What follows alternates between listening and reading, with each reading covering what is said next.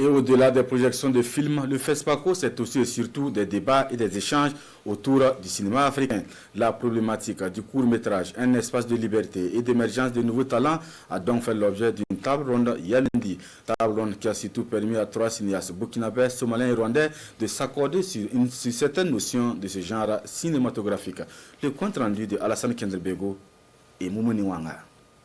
Marie-Clémentine Dussabé-Jambo est réalisatrice rwandaise. Elle n'a pas fait d'école de cinéma. Avec à son actif 4 courts-métrages, elle partage ici son expérience dans ce métier, celle d'une passionnée de cinéma.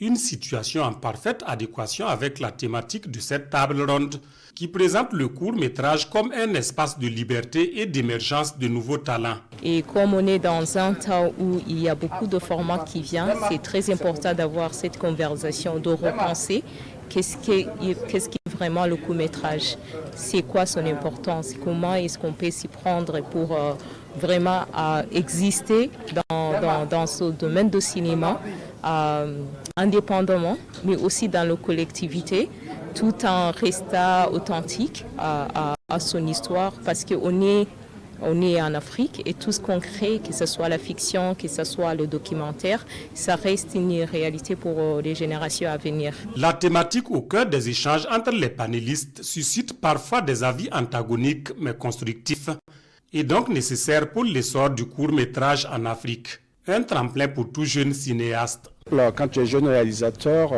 n'as pas forcément besoin d'un producteur qui va budgétiser.